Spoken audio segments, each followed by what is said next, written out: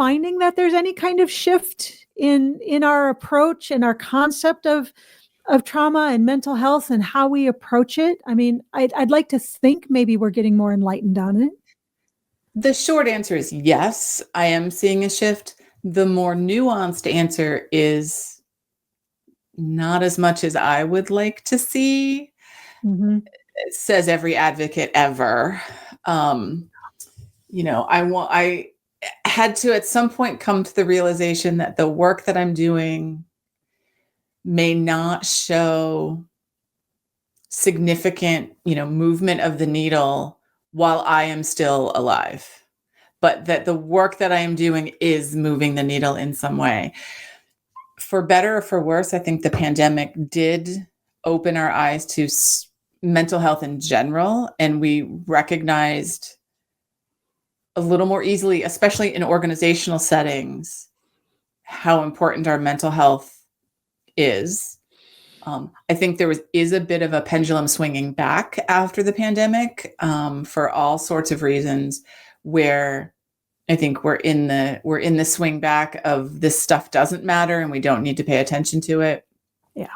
We're seeing all sorts of things right now, against DEI, against inclusion, against people who are different than you or I. And that, to me, in some ways, is the pendulum swinging back of post-pandemic, we are not going to care about this stuff anymore.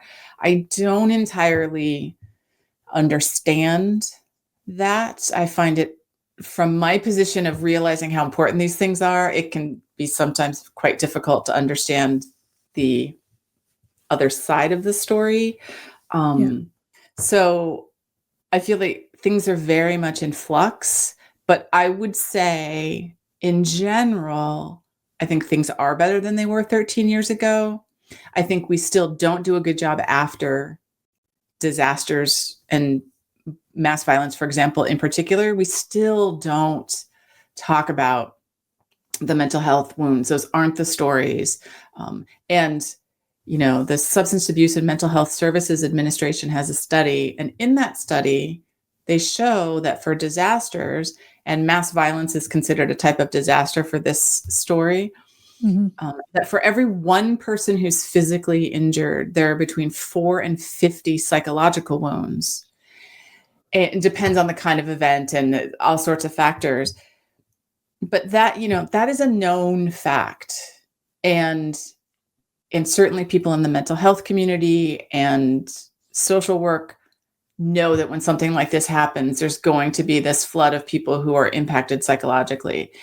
And it's still confusing to me why, despite all the evidence, we still don't talk about it very much after something bad happens. Yeah. No, I agree.